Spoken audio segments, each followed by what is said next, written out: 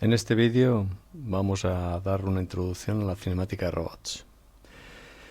Para ello he dibujado ahí un robot simbólico con un conjunto de articulaciones y eslabones. Recordamos que un manipulador o un robot no es más que una cadena cinemática abierta.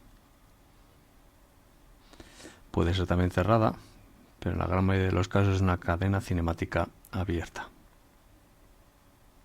Dicha cadena cinemática está compuesta por un conjunto de eslabones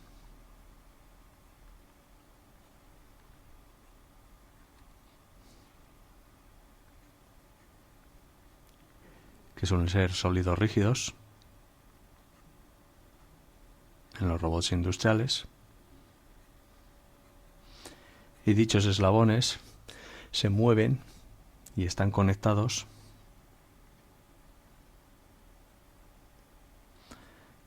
con pares cinemáticos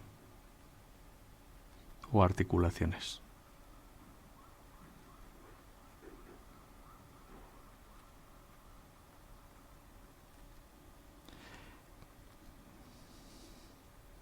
Las articulaciones son las variables de coordenadas generalizadas que hemos denominado en vídeos anteriores.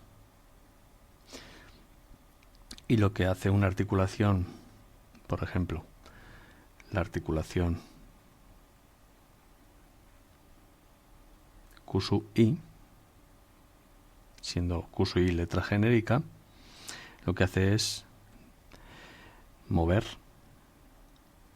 el eslabón I iésimo respecto al anterior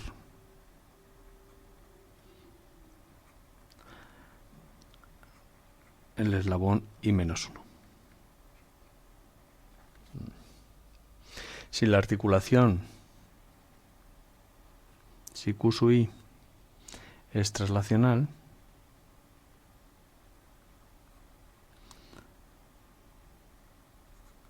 se le suele denominar a la articulación con la letra D. Mientras que si la articulación es rotacional, a la letra Q sub I se le asocia la letra zeta. En este caso, si la articulación es traslacional, lo que va a hacer es trasladar el eslabón I respecto al I-1. Y si la articulación es rotacional, lo que hará es rotar el eslabón I respecto al I-1 una cantidad que vendrá dada por el ángulo zeta sub I. Bien, en particular, lo que vamos a estudiar en la cinemática es estudiar dos espacios.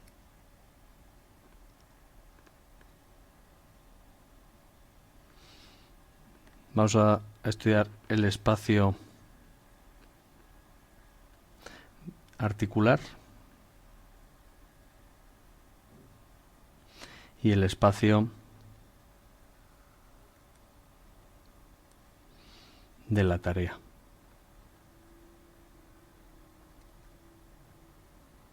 También denominado espacio operacional y en algunos casos cartesiano. En el espacio articular, las variables van a ser las variables de articulación, variables vector de variables Q, coordenadas de articulación. También podremos tener las derivadas de esas variables y lo que vamos a estudiar son las velocidades. Por lo tanto, coordenadas generalizadas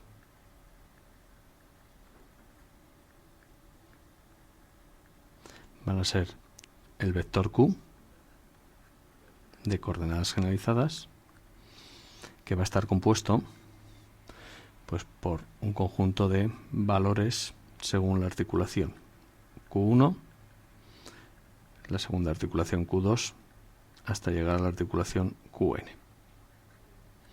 Y también podemos tener las variables de velocidad en coordenadas generalizadas. Por lo tanto, las coordenadas generalizadas están asociadas a las variables de articulación, o bien en valores de ángulos o desplazamientos, o bien en velocidades lineales o angulares. Y en el espacio de la tarea vamos a tener variables de la tarea. Vamos a poner aquí las variables del espacio de la tarea van a ser la posición y la orientación. Claro, ¿cómo podemos describir la posición y la orientación? Pues puede describir la posición y la orientación de muchas formas. La posición puede venir dada por un vector con 3 componentes, puede venir dada por 3 puntos de un sólido, es decir, cada uno de los puntos 3 componentes podría venir dada, por lo tanto, por 9 valores. Puede venir dada ese vector de posición en coordenadas cartesianas, cilíndricas o polares, y las mismas y otras representaciones tendremos para la orientación. En particular podemos tener los ángulos de Euler,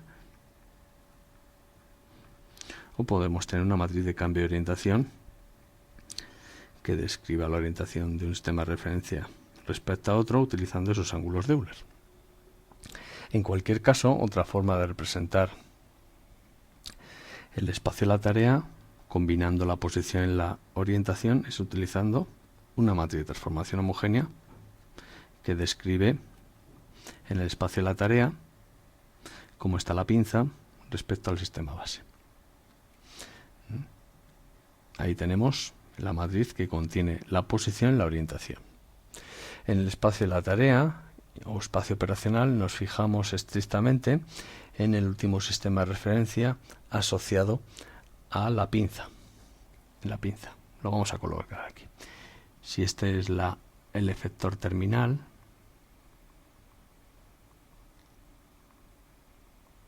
la pinza, el sistema de referencia suele ser un sistema de referencia con una notación muy particular para ese sólido final efector terminal n. Tendremos que este va a ser el eje Zn, este puede ser el eje Y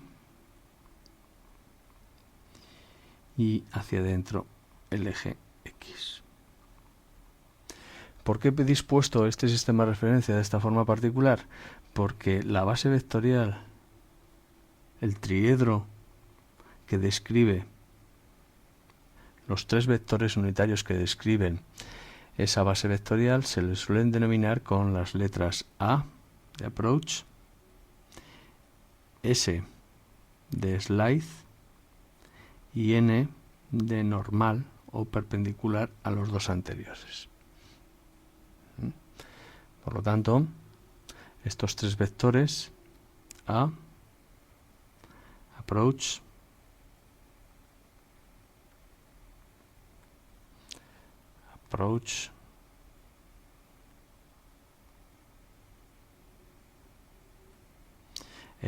S de slice se coloca slice o deslizamiento, desplazamiento entre los 2 dedos de la garra, y N normal o perpendicular. Esta es la base vectorial que se utiliza para describir el sistema de referencia último de la pinza. Sistema de referencia A lo largo del eje Z, S a lo largo del eje Y, N a lo largo del eje X. Por lo tanto, ya tenemos colocado el sistema de referencia en el efector terminal y vamos a colocar el sistema de referencia en la base. En la base del robot colocamos el sistema de referencia que vamos a denominar X0 y 0Z0. Los 2 puntos finales de la cadena cinemática van a ser la base y el efector terminal. Y la matriz de transformación homogénea lo que va a describir es la posición y la orientación del efector terminal respecto a la base del robot. Bien, pues trabajando con esos valores de variables en el espacio de la tarea y variables en el espacio articular, vamos a plantear dos problemas. El primer problema va a ser el problema cinemático directo,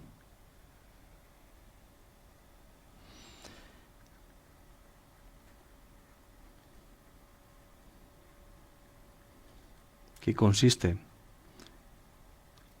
en conocido problema cinemático directo, en conocidas las variables de articulación, determinar cuál es la matriz de transformación homogénea en función de esas variables de articulación. A eso se le llama PCD, Direct Kinematic Problem.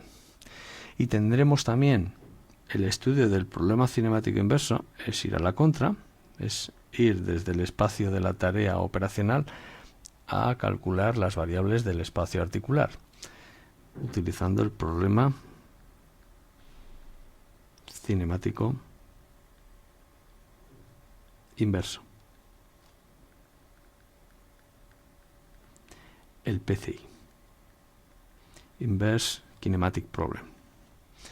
En este caso, partimos de que conocemos la posición, la orientación, la matriz de transformación homogénea de la pinza respecto a la base del robot para obtener, en ese caso, las variables de articulación, las coordenadas generalizadas del robot.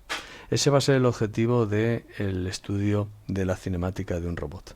En particular, esa matriz a estudiar, vamos a poner aquí la expresión de esa matriz a estudiar, la matriz de transformación homogénea.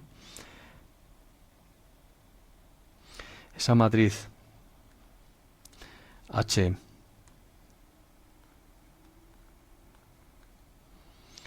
sub n sobre 0, que va a depender de las variables de articulación, como matriz de transformación homogénea, que va a tener una dimensión de 4×4, va a estar compuesta de una submatriz de cambio de orientación que describe el cambio de orientación del sistema de referencia de la pinza respecto a la base del robot, a su vez matriz que va a depender de las variables de articulación, y del vector de posición de la pinza expresados sus componentes en la base del robot.